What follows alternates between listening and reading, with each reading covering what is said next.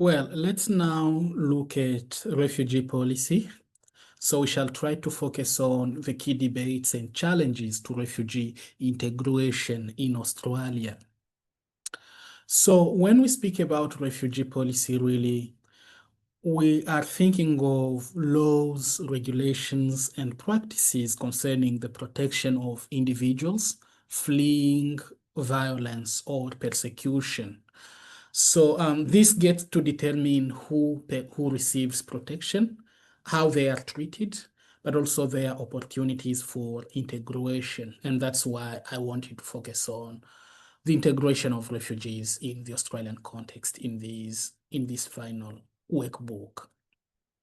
So refugee policy also influences social cohesion and economic development, and even international relations broadly.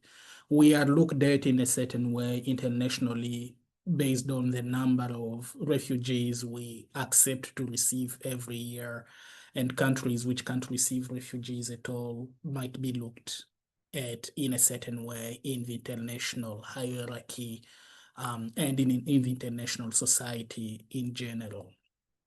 So the question we might also want to address is what responsibilities do countries have toward refugees? And Australia in particular, what responsibilities do we think we really have toward people coming as refugees in Australia? So we have to mention that refugee-related policy draws on the 1951's Refugee Convention and the additional protocol of 1967, which I mentioned earlier. And this defines refugee as somebody who is unable or unwilling to return to their country of origin, owing to a well-founded fear of persecution for reasons of race, religion, nationality, membership of a particular social group, or political opinion. And under this category falls many other kinds of situations like people fleeing armed conflict, people fleeing persecution, and so on and so forth. So this also determines, the convention determines the status and rights of refugees around the world. And it somehow defines who is a refugee, what are their rights, what are their legal obligations.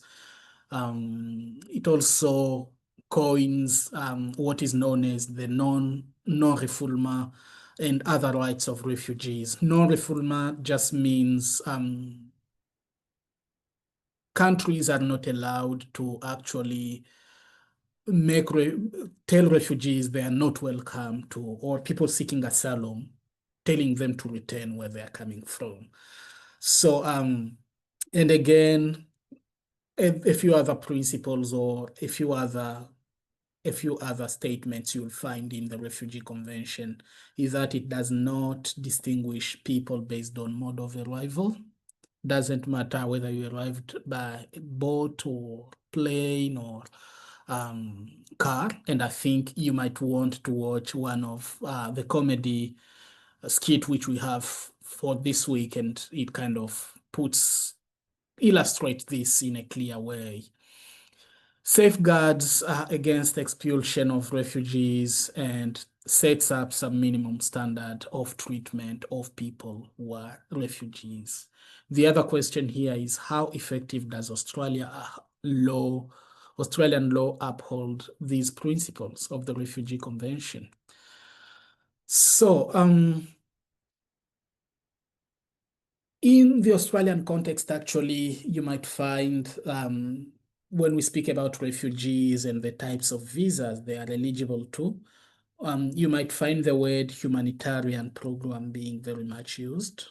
It's because there is a whole program under the Australian government which processes Australian visa and which is known as the humanitarian program. So you have some numbers there of how many places we had over the last few years. You might want to look at even updated statistics for this year and who's being prioritized. So, but there are different visa pathways, as I started saying. Refugee visa, which is mostly about offshore processing, and priority for that visa is given for people who are referred by UNHCR. Special humanitarian pathways, which might include, different kinds of different subclasses of visa, but also specific visa forms targeting people who are at specific risks, like the women at risk visa, which I mentioned earlier, or, visas targeting people who are being persecuted because of their sexual orientation. And again, all these speak to, how we aim to protect human rights. Mostly these kinds of visa will be informed by human rights ideals and advocacy from, non-government agencies like the ones I mentioned before.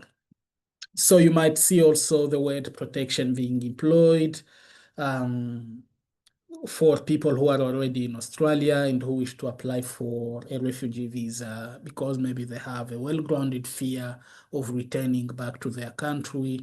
Under that pathway, you go through what is known as a protection visa. But again, all these visas will be affected to some extent. Whether you can get it or not might be affected by the mode of arrival, but also many other considerations. So in a sense, it won't be always a straightforward process to get a refugee visa. So it is very important for us to consider a few concepts when discussing about refugees. Refugees are different from migrants. As I said, there is a whole convention of the UN HCR, which defines who is a refugee. They shouldn't be confused with migrants or people who are just visiting Australia.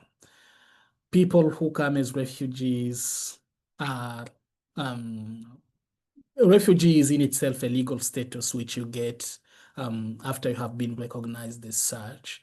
When you haven't got that status yet and you claim that you should be considered as a refugee, in that case, many of those cases, you are still considered an asylum seeker. And international law, of course, does not very much distinguish between asylum seeker and refugees.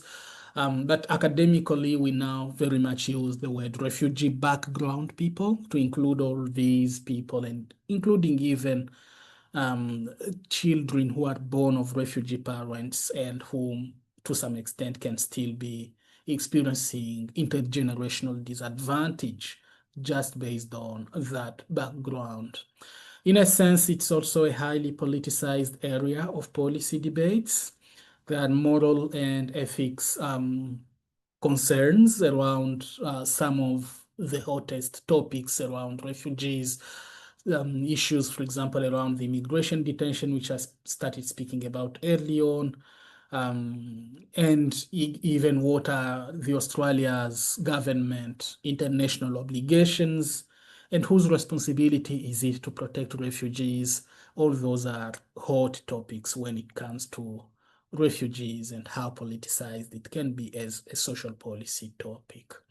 And you will see also different political parties having different proposals on what they put forward and how they want to be treating refugees. So there will be different political agendas, of course, and government policies might be driven by electoral considerations, and you might see some sorts of, clearly controversial rhetorics being used when referring to refugees and how they are perceived. So you might want to see also what the media thinks about refugees and how they are portrayed in the media, but also the public perceptions and attitudes, and to some extent, even the actions of some populist movements, like what we saw quite recently a movement called March for Australia, and many kind of conservative movements like that, like those ones, which think refugees are actually the biggest problem we have in this country. So you might want to have a look at these and see how you can start challenging those. But most importantly, also, you might see how different political parties frame their narratives around refugees.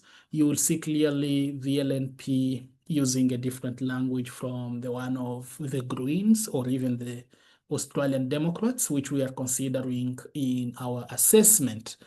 For example, in the recent election, the LNP was very much considering strong border protection without clearly even mentioning so much refugees. Whereas the Greens were thinking people seeking refuge should be protected. More people are being displaced because of the war. And you can see the kind of policies different parties put forward when it comes to these kinds of discussions. The key debates when discussing about refugee policy are also how we get to balance humanitarian obligations and border protection measures. How do we, at the same time, strike a perfect balance between our security as a nation, but also humanism and the humanitarian obligations we have to protect people who are fleeing the war or who are fleeing life-threatening life-threatening situations from their countries of origin. So there had been criticism in Australia, as I started saying, around different policies Australia had put forward, including, the mandatory offshore processing and detention, immigration detention policies. So all those had attracted over the years a lot of criticism, actually, of different governments which had been in power since these policies were adopted. There are also concerns around the flawed fast track process and restrictions on family reunion, which actually make integration of refugees and even future plannings nearly impossible for many refugees. So, what I'm also trying to think here is the situation of many refugees. These people don't just come because they want to be in Australia or anything like that. They come because many of them because there are life-threatening situations actually in their countries. And after they move from their country, maybe a country affected by the war, then they go and start living in a refugee camp, waiting until they get a place maybe in Norway, Australia, or the US. In that process itself, I've seen many people, I've worked with refugee camp-based people, and you see some of them actually spending up to 20 years in a camp, in the conditions you can imagine from the camp. And when they come to a country like Australia, life is not always easy. There will be other experiences like the immigration detention, which I've just spoken about. Racism might be part of their everyday experience. And you might really want to see what other factors keep affecting refugees and making their integration process, very difficult. So this also raises a question of, as we started saying in the other weeks, that social policy is also to question what is fairness, what is accessibility of support, what is social inclusion. Um, and you'll see again different parties having different proposals on this, but you might also want to start thinking, or as a class, we can start thinking whether it is a good idea for refugees to have all their rights, including asylum seekers, to have all their rights respected, including their right to get a job, rights to study, right to Medicare, safety nets, while even their claims are still being determined, especially people who are already living in Australia. And these, I don't think they are quite guaranteed for many asylum seekers. You might want to see the work different advocacy agencies are doing with particular refugee groups, actually, or asylum seeking people. Another core focus here is also what we see as a double standard in contemporary responses, Australia's responses to different crises. We see a lot of attention being directed to refugees from Ukraine, and that's very good. We know already there are campaigns about what's happening in Gaza, what's happening in maybe not so much what's happening in Afghanistan. Yeah, but technically there is an assumption and a general sentiment among many refugee communities that there seems to be a double standard in the way Australia and other countries are responding to this crisis, and even whom they get to prioritize and under which circumstances. So those remain very key debates and key considerations when it comes to policies regarding refugees. Another important aspect is how actually refugees are represented and the language we keep using when speaking about them. If you go in the media, you'll find different media outlets portraying refugees in a certain way. But also, if you listen to people carefully in the communities, you will find many different words being used in different contexts. We'd started speaking about, the boats people, which is a common language, but which is actually dehumanizing. So what I did on this slide, I tried to map all these jargons which are used and which I really think are problematic. And some of them might be things you can't even imagine, but which are still very dehumanizing. And maybe if we need to really, really be sensitive to the issues of refugees, the first thing we need to do is to start rethinking or imagining the way we speak about them or the way communities speak about them. You'll find language portraying refugees as criminals, and we now have a very good case around what is now referred to as South Sudanese gangs in Melbourne. See many medias trying to portray the South Sudanese group of young people as being, the gang. Um, and I don't know whether there is a better word to portray what's happening actually in Melbourne other than that, but I think that itself is kind of criminalizing young people, and the issues might be more complex than what we see only as crimes these young people are committing.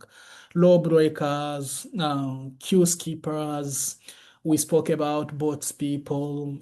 Some people go up to the point of thinking many refugees might be linked to terrorism, enemies, danger.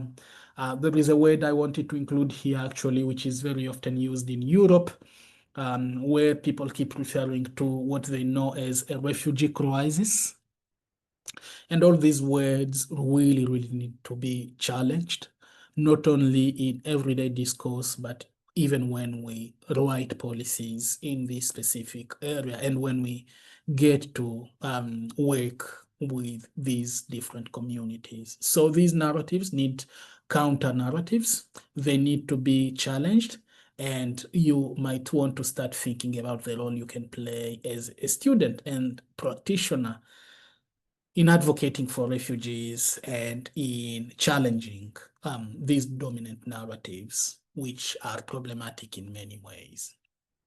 So there are challenges to the effective integration of refugees in Australia. Of course, you'll see that many interventions in place get to focus on immediate needs upon arrival, needs such as language. We think, and it's true that many people, when they come to Australia, they don't speak English, and language and skills training tend to be the biggest focus, but also access to education and employment, to some extent mental health support, and other refugee health services. So what is problematic about this is mostly a lack of an integrative approach to service delivery to refugees. And an assumption actually we see now in research that we shouldn't keep assuming that the health needs of refugees are always similar to the health needs of everyone in Australia. Refugees will come from areas where you can find, diseases you can't find probably in Australia, diseases such as malaria. Um, so you might want to think about what else can be done to improve service accessibility to refugees and how policies actually can get to work for addressing the needs of refugees.